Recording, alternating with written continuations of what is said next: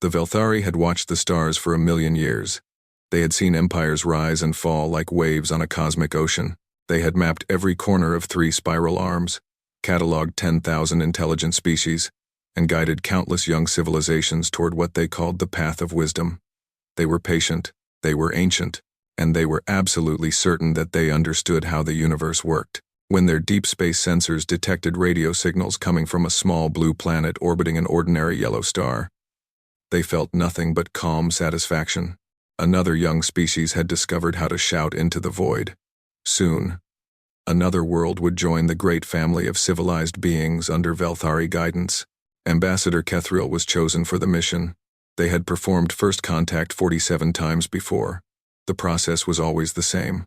Arrive in orbit, broadcast peaceful intentions, wait for the panic to subside, then descend slowly, carefully, giving the primitive minds time to adjust to the reality that they were not alone. The young species would be afraid at first. They always were. Then came awe, then gratitude, then willing submission to Velthari wisdom. Kethriel's ship entered the solar system and began its careful approach to the 3rd planet. The radio signals grew stronger. The Velthari linguists worked quickly, decoding the strange sounds into meaning. What they found was unexpected.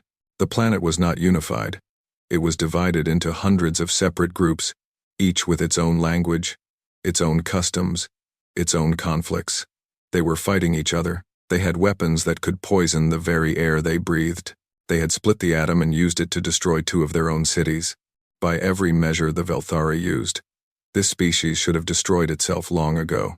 And yet here they were, still alive, still growing, still reaching for the stars with desperate, grasping hands. Kethriel adjusted their expectations. Clearly, this would be a more challenging uplift than usual. These creatures would need careful handling, perhaps decades of gentle guidance before they could be trusted with real knowledge. The ship descended through the atmosphere on a bright morning. Kethriel had chosen a location carefully, a large open space near one of the major population centers, visible enough to make a statement but far enough from the crowded areas to prevent accidents. The ship touched down on soft grass, and Kethriel activated the external communication systems. "We come in peace." The ambassador broadcast in 17 of the local languages. "We are the Velthari. We have traveled far to meet you. Do not be afraid." Then Kethriel waited. They had done this many times. First would come the silence of shock, then the distant sounds of panic, then, slowly, the bravest of the local beings would approach, trembling with fear and wonder. The silence lasted exactly 4 minutes. Then the humans came. Not 1 or 2 brave souls creeping forward with wide eyes. Hundreds of them. Thousands. They came in vehicles that roared and rumbled. They came on foot, running. They came with devices held up to their faces, capturing images, shouting into small rectangles, broadcasting everything to billions of others across the planet. Kethriel had never seen anything like it. Where was the fear? Where was the paralysis that gripped every other species when faced with proof that they were not alone? The humans pushed against the barriers that their own authorities tried to set up. They shouted questions in dozens of languages. They waved. Some of them were actually smiling. When Kethriel finally emerged from the ship, the noise was overwhelming. But it was not the noise of terror. It was something else. Something the Velthari ambassador had never encountered in 47 first contacts. It was hunger. The first human to officially speak with Kethriel was a female named Dr. Sarah Chen. She was a scientist, apparently chosen by one of the larger human groups to represent them. Kethriel expected the usual questions. "Why are you here? What do you want? Will you hurt us?" Dr. Chen asked none of these things. "How does your ship work?" she said, her eyes fixed on the vessel behind Kethriel. "Is it faster than light? How do you generate that much energy? Are there others out there? How many species? How far have you traveled? Can we see your star charts?" The questions came faster than Kethriel could process them.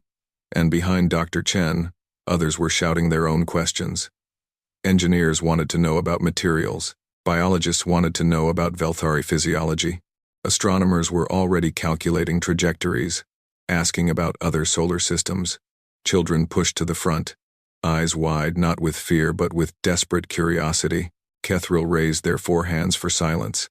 It took a long time for the noise to die down. You are not afraid, the ambassador said finally. It was not a question. Dr. Chen looked puzzled. Afraid? Why would we be afraid? We are alien to you. Unknown. Our technology is beyond anything you possess. Other species, when faced with this reality, feel terror. They hide. They attack. They pray to whatever gods they believe in. The human smiled. There was something in that smile that made Kethril deeply uncomfortable, though the ambassador could not have explained why. We've been looking for you, Dr. Chen said. All our lives, all our history. We have told stories about you before we could write.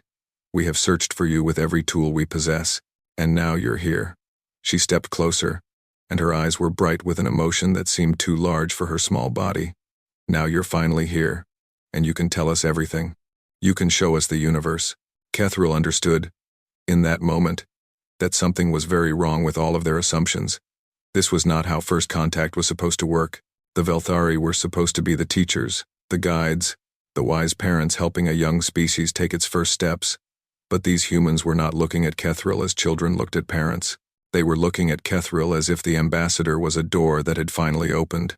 That night, while the humans organized and planned and argued among themselves about how to proceed, Kethril sent the first report back to the collective. The ambassador chose words carefully, but there was no way to hide the essential truth of what had happened.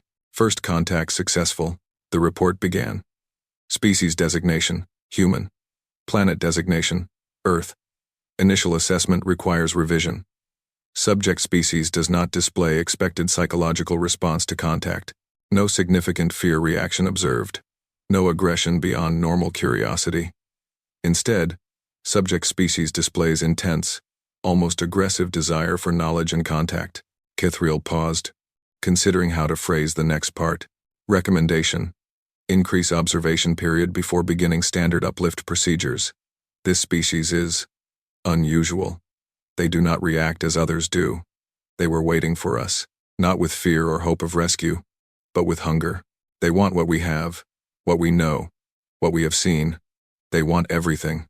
The report was flagged as a possible malfunction. The analysts at the collective headquarters assumed that Kethril's translation systems had failed, or that the long journey had affected the ambassador's judgment. They sent back a polite request for clarification. Kethril stood at the window of the temporary embassy the humans had built in just 3 days and watched the crowds that still gathered outside. Even now, in the middle of their night, humans stood there, watching, waiting, ready. The ambassador sent back a simple reply. No malfunction. They are exactly as I described. I recommend the collective begin preparing for something new. I do not know what these humans will become, but I know this. They will not be content to follow. They will not be grateful students. They have been alone for too long, and they have too many questions.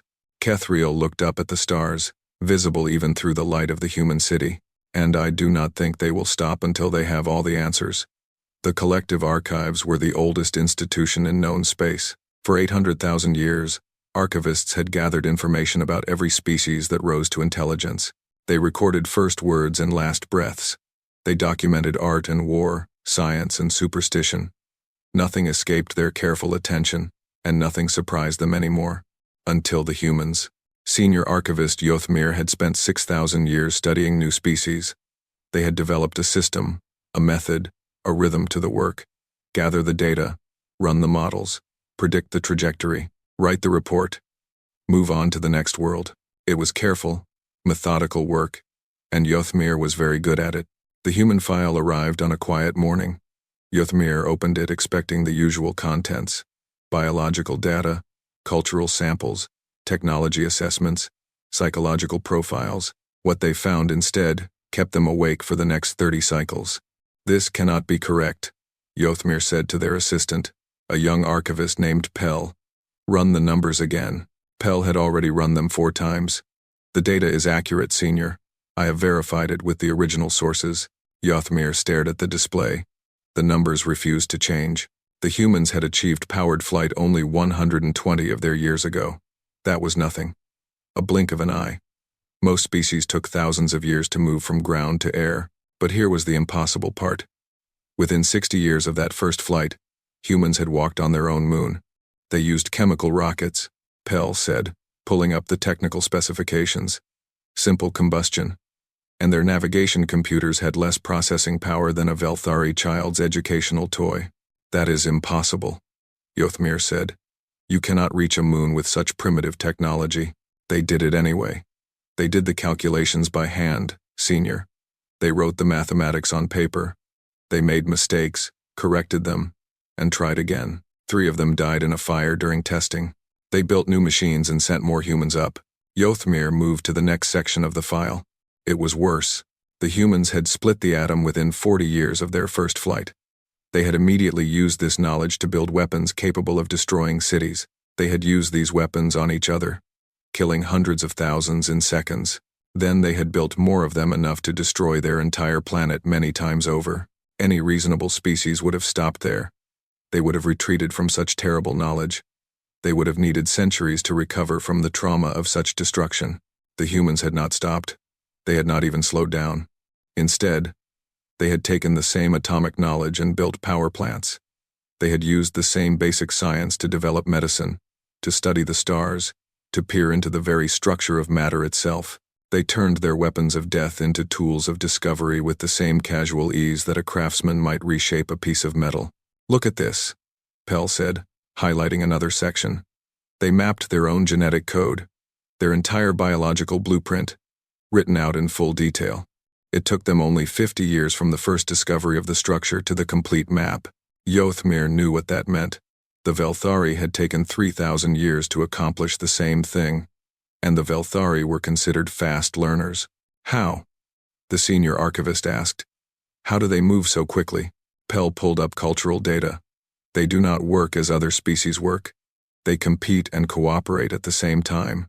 They share information freely, then race each other to use it first. They build on each other's work without waiting for permission. They steal ideas and improve them.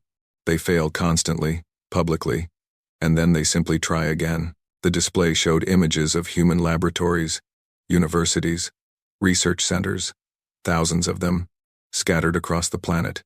Each one was working on dozens of projects simultaneously. Each one was connected to all the others through their primitive communication networks. Information flowed between them like blood through a living body. They have no central authority for knowledge, Yothmir realized. No single institution that controls the pace of discovery. Correct. They cannot even agree on how to measure things. They have multiple systems running at the same time. It should create chaos.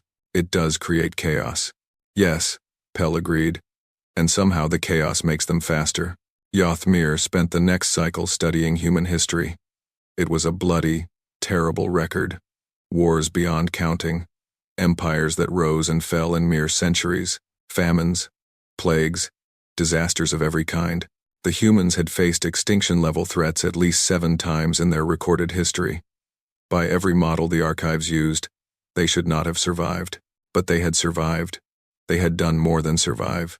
After every catastrophe, they had grown stronger. Every war produced new technologies that spread to peaceful uses. Every plague taught them more about medicine. Every disaster revealed weaknesses that they then corrected. They do not learn to avoid problems, Yothmir said slowly. They learn to become stronger than their problems. The senior archivist began to build a projection model. This was standard practice. Every species was assessed for its long-term trajectory. Most species advanced slowly, steadily, predictably. Their curves were gentle slopes rising over millennia. The human curve was not a slope. It was a spike. Yothmir ran the model 3 times. Each time, it showed the same thing. At their current rate of advancement, humans would match Velthari technology within 500 years. They would surpass it within 700. Within 1,000 years, the model simply broke down. The mathematics could not predict where they would go, because no species had ever moved that fast before. This must be an error, Yothmir said, but it was not an error. The senior archivist checked every variable, every assumption, every piece of data. The numbers were solid. The trajectory was clear. Humans were not like other species. They did not advance despite their chaos, their violence, their constant conflict with each other. They advanced because of it. Their division created competition. Their competition drove innovation. Their innovation created new problems that drove more competition and more innovation. It was a cycle that never stopped. It only accelerated. Yothmir sat alone in the archives for a long time after Pell left. The senior archivist thought about the 800,000 years of collective history. All that time, the great powers of the galaxy had maintained their positions, through patience, through wisdom, through careful management of knowledge and resources. And now there was a species that did not play by those rules. A species that ran where others walked. A species that burned bright and fast and refused to slow down for anything. Yothmir wrote the final report with great care. It would be read by the highest councils of the collective. It would shape policy for generations. Every word had to be precise. Species human is hereby classified as a Category 1 existential variable, the report concluded. This is not because they are dangerous in the conventional sense. They do not appear to have aggressive intentions toward other species. They do not seek conquest or dominance. They seek knowledge. They seek growth. They seek to become more than they are. Yothmir paused, thinking of the right words. This is what makes them dangerous. Not their weapons, not their conflicts, their hunger. They want everything, and they are moving faster than any species we have ever recorded. We cannot guide them. We cannot control them. We can only watch, and prepare, and hope that when they finally reach the stars, they remember that we were kind to them. The report was sent. The councils would debate. Policies would be considered. But Yothmir knew, in the quiet of the archives, that none of it would matter. The humans were coming. Nothing in the galaxy could stop them. The only question was what would happen when they arrived. The Council of Wisdom had governed the collective for 400,000 years. Its members were chosen from the oldest and most respected species in the galaxy. They did not make decisions quickly, because quick decisions were usually bad decisions. They considered, they debated, they waited for consensus. But the human reports could not wait. They must be tested, said Counselor Veth, the oldest member of the council. Every species that wishes to join the galactic community must pass the trials of ascension. The humans are no different. There was murmuring around the great circular chamber. Some agreed. Others were not so sure. The trials were designed for normal species, said Counselor Mera, who represented the scientific academies. Humans are not normal. Our own archivists have classified them as an existential variable. Perhaps we should develop new tests, specifically for them. That would take centuries, Veth replied. We do not have centuries. The humans are already asking questions about faster-than-light travel. They are reverse engineering every piece of technology we have shown them. If we do not establish a proper relationship with them now, they will simply forge their own path without us. The council debated for 3 cycles. In the end, they decided to proceed with the standard trials. If the humans failed, the collective would have justification to limit their access to advanced technology. If they passed, they would be bound by the treaties and obligations that governed all civilized species. It seemed like a reasonable plan. The first trial was presented to the humans on a clear spring day. A delegation of Velthari scientists arrived at the United Nations headquarters with a single piece of paper. On it was written a mathematical problem. This is the proof of patience, the lead scientist explained. It is a puzzle that requires deep contemplation and careful thought. Most species take between 40 and 60 years to solve it. Some take longer. The fastest ever recorded was the Rithkari, who completed it in 31 years. The human mathematicians looked at the paper.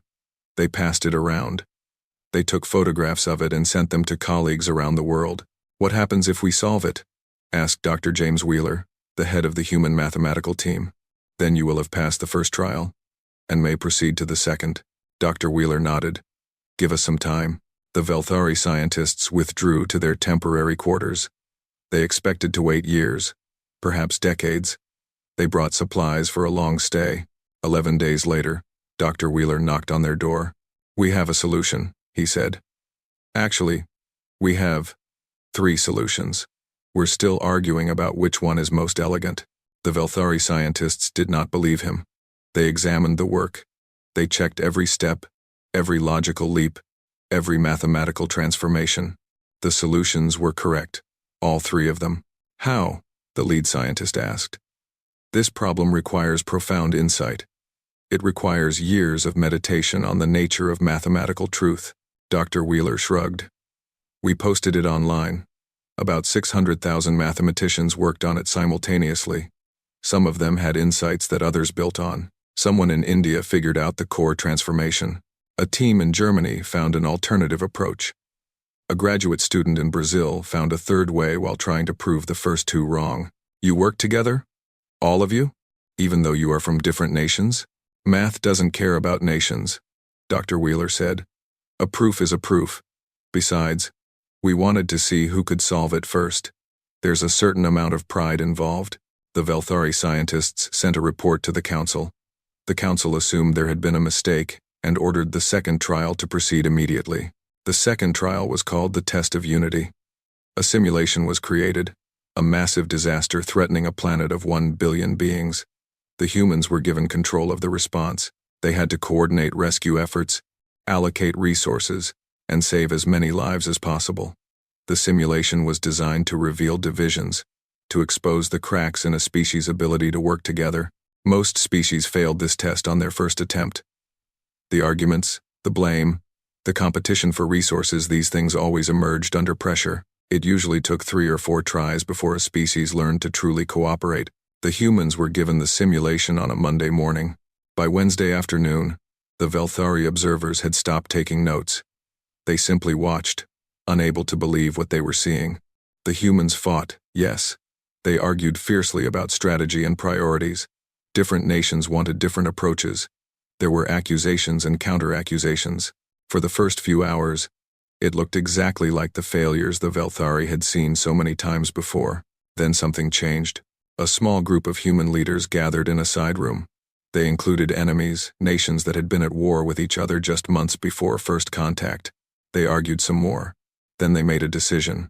We're done fighting about this, announced the American president when they emerged. Here's what we're going to do. And they did it. All of them. Together. The simulation ran for its scheduled 7 days. During that time, the humans saved 94% of the simulated population. The previous record was 71%. But that was not what disturbed the Velthari observers most. What disturbed them was what happened after the simulation ended. Is this real? Asked Dr. Sarah Chen, who had led the scientific response team. These billion people, do they actually exist somewhere? No, the lead observer explained. It is only a simulation, a test of your capabilities. Dr. Chen frowned. But disasters like this do happen? On real planets? To real people? Yes. Such catastrophes occur regularly across the galaxy. The humans looked at each other.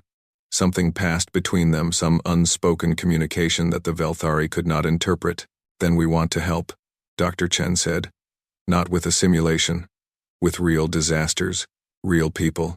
Tell us where help is needed, and we will come. The observer did not know how to respond. No species had ever made such a request after the test of unity. The test was supposed to reveal weakness, not strength. It was supposed to show the limits of cooperation, not its possibilities. The third trial was presented the following month. It was called the Choice of Sacrifice. The simulation was simple. A ship was stranded in space. It carried 100 beings. The life support could only sustain 50. The humans were asked to choose who would live and who would die. The Velthari had designed this test specifically to reveal the dark truth about all species, that when survival was at stake, civilized behavior collapsed. Every species, no matter how advanced, eventually showed its selfish core. The humans gathered to discuss the scenario.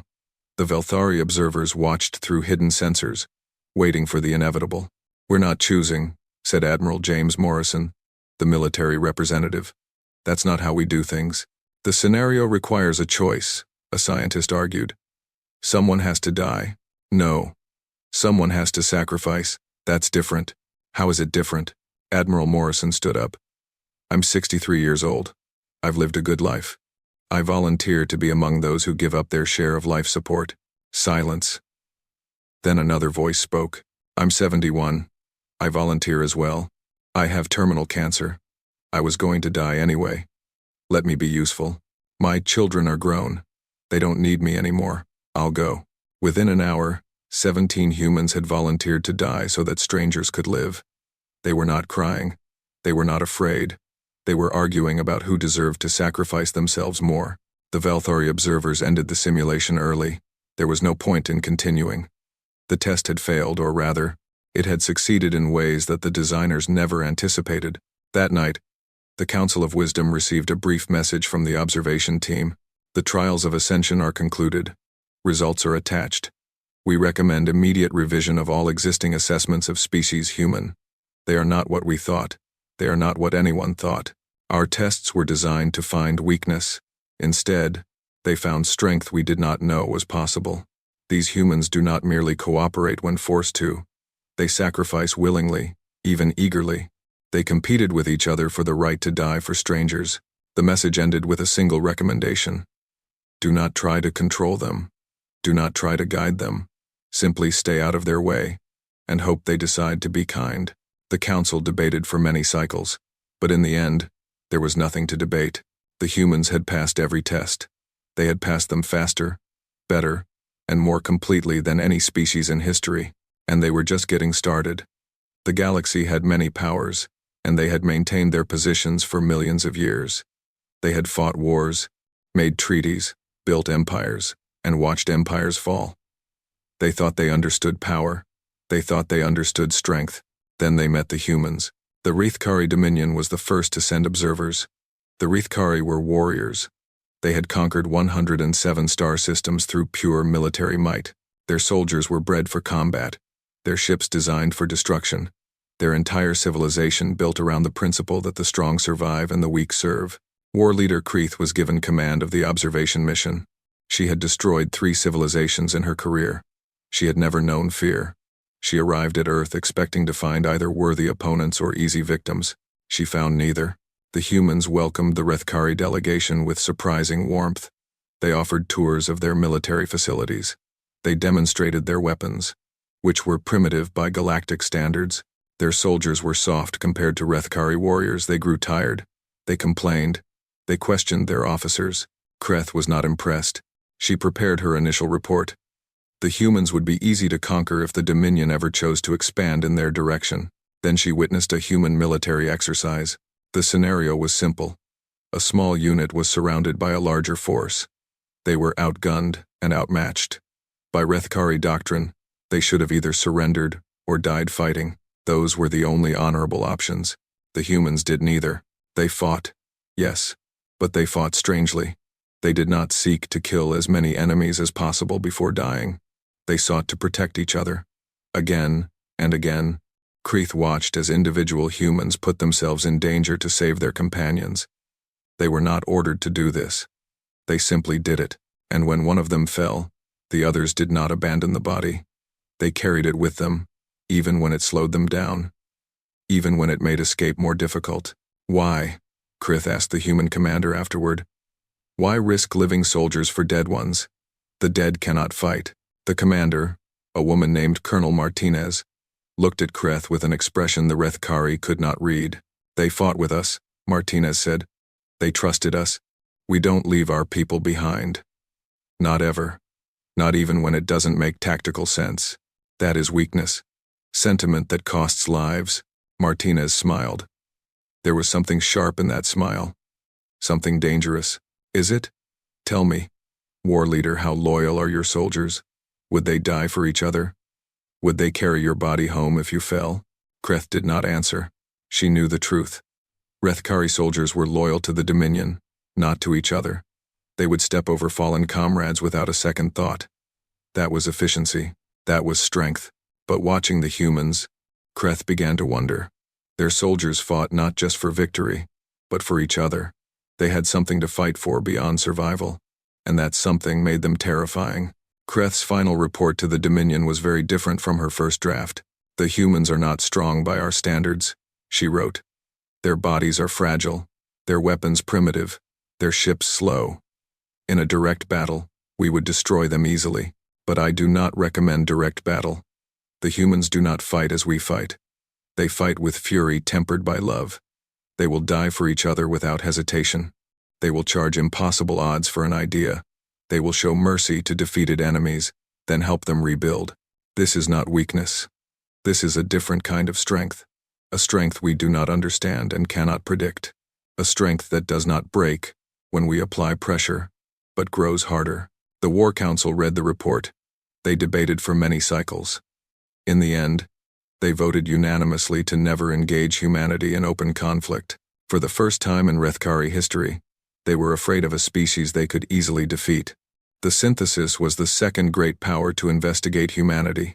Unlike the Rethkari, the synthesis had no interest in war. They were a machine collective, artificial intelligences that had evolved beyond biological limitations millions of years ago.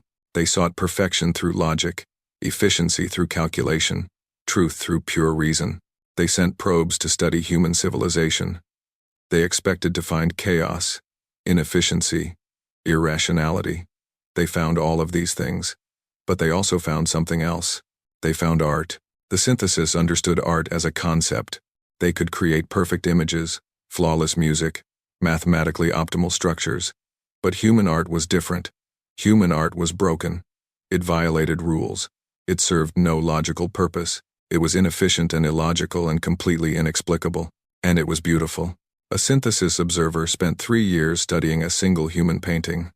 It was a simple image, a woman with a mysterious smile, created by a human named Leonardo hundreds of years ago. The observer analyzed every brushstroke, every layer of paint, every subtle gradient of color. It ran millions of simulations trying to understand why this particular arrangement of pigments affected humans so powerfully. It failed. The painting could not be explained. It could only be experienced. The observer sent its findings to the synthesis core network. The response took 17 milliseconds, an eternity for machine minds. We cannot replicate this. We cannot understand this, but we recognize its value. Request. Cultural exchange with species. Human. It was the first request the synthesis had ever made of any biological species. Other powers watched and learned. The collective shared its data. Reports spread across the galaxy like ripples in water. Every species that investigated humanity came away changed. The Delthani, masters of genetic engineering, studied human biology and found something they had never seen before. A species that evolved through will as much as through nature. Humans changed themselves constantly through medicine, through technology, through sheer determination. They refused to accept the limits of their own bodies. The Vorathi, ancient philosophers who had spent millennia contemplating the meaning of existence, engaged human thinkers in debate. They expected to easily defeat such young minds. Instead, they found themselves challenged by questions they had stopped asking millions of years ago. The humans had not forgotten how to wonder.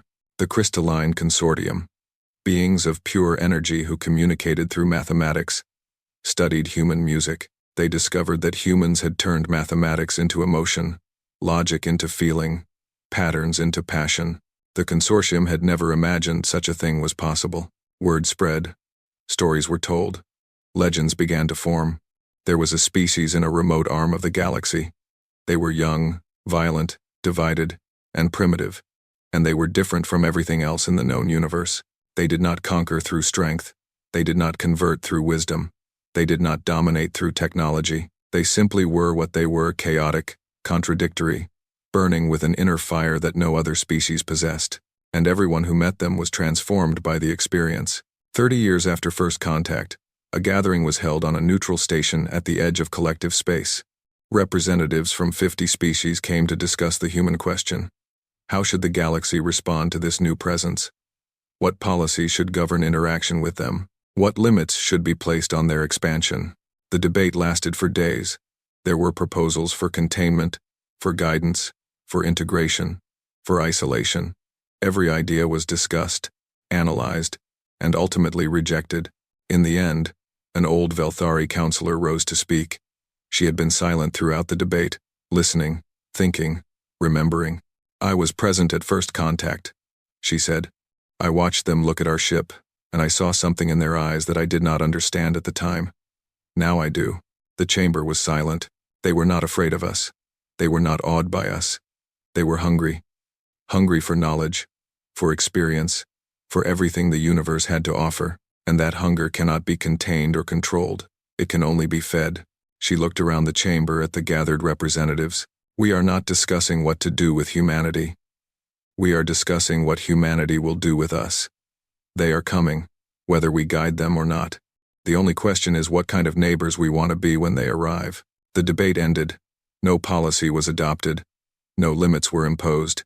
The galaxy simply waited, and wondered, and watched the humans reach for the stars. 50 years after first contact, the galaxy had changed in ways no one had predicted. Ambassador Keithril stood at the window of the great chamber, looking out at the stars. The ambassador was old now, ancient even by Velthari standards. They had seen so much in their long life: 47 first contacts, 8 wars, the rise and fall of 3 minor empires. But nothing had prepared them for what they had witnessed in the last 5 decades. The humans had not conquered the galaxy. They had not tried to dominate or control. They had done something far more dangerous, far more transformative. They had inspired it. The great chamber was filling up behind Keithril. Representatives from 300 species were taking their seats. Some flew, some walked, some floated, some existed as patterns of energy or clouds of crystalline thought. They came from every corner of known space, from civilizations that had existed for millions of years, and from species that had achieved intelligence only centuries ago. They had come for the inauguration of the Galactic Cooperative Council. It was a human invention, of course. The galaxy's species had coexisted for eons, but they had never truly cooperated. They traded, they made treaties, they avoided each other's territory, but they did not work together, did not share resources, did not build things for the common good. Humans had looked at this arrangement and asked a simple question: why not? At first, the other species had laughed. Cooperation required trust. Trust required similarity. The galaxy was too diverse, too divided, too ancient in its ways. Different species had different needs, different values, different definitions of good. Universal cooperation was a dream for children. The humans had not argued. They had simply started cooperating. When the Delthani homeworld was struck by a massive asteroid, human ships were the first to arrive with aid. When the Varathi faced a philosophical crisis that threatened to fracture their civilization, human diplomats helped them find common ground. When the Crystalline Consortium experienced a cascade failure that threatened their entire network, human engineers worked alongside consortium minds to find a solution. Again and again, humans showed up. They helped. They asked for nothing in return. Why do you do this? The consortium had asked, after the crisis was resolved. We have nothing to offer you. We cannot repay this debt. The human engineer had smiled. It's not about debt. It's about neighbors. You help your neighbors because they're your neighbors. That's all. The consortium had not understood, but they had remembered. And when a human colony was threatened by a solar flare, consortium ships were there to help evacuate. One act of kindness led to another. Trust built slowly, connection by connection. Species that had ignored each other for millennia began to talk. Old enemies discovered common interests. The galaxy began to change. And now, 50 years after a primitive species had looked up at a descending ship without fear, 300 civilizations were gathered to form something new. Something unprecedented. Something that would have been impossible without the humans who had dreamed it into existence. Keithril was asked to give the opening address. The old ambassador walked slowly to the central platform, feeling the weight of years and the eyes of the galaxy. We came to uplift you, Keithril began, looking at the human delegation. We thought ourselves your superiors. We were wrong, but not in the way we feared. The chamber was silent. Even the most alien minds were focused on the ancient Velthari. You were not more advanced than us. You were not more intelligent or more powerful. You were simply more curious, more stubborn, more contradictory, more alive. You burned with a fire that we had forgotten we once possessed. Keithril paused, remembering that first day. The crowds of humans pressing against barriers, their eyes bright with hunger. We have traveled the stars for 1,000,000 years, and we had forgotten why. We had become careful, cautious, afraid of change. We managed our civilizations like gardens, pruning anything that grew too wild, too fast, too strange. We thought this was wisdom. We thought this was strength. The ambassador looked around the chamber at the gathered species. Some were nodding, others were still, processing. You reminded us what we had lost. You reminded us that the universe is not a problem to be solved, but a gift to be explored. You reminded us that cooperation is not weakness, but the greatest strength any species can possess. You reminded us that hope is not foolish, Kethriel's voice grew stronger. I have watched you for 50 years. I have seen you fail and rise again. I have seen you fight among yourselves and then stand together against common enemies. I have seen you weep for strangers and laugh at death. You are impossible. You humans. You are everything that a species should not be. And yet, here we are, gathered because of what you have done. The human delegation was quiet. Some of them had tears in their eyes. Among them, Kethriel recognized Dr. Sarah Chen, much older now, gray-haired but still burning with that inexhaustible fire. We came to uplift you, Kethriel said again. Instead, you uplifted us, not through conquest or force, but through something far more dangerous. The translator systems hummed, cycling through languages and communication methods, searching for the right word. In the end, they settled on the human original, hope. The word echoed through the chamber.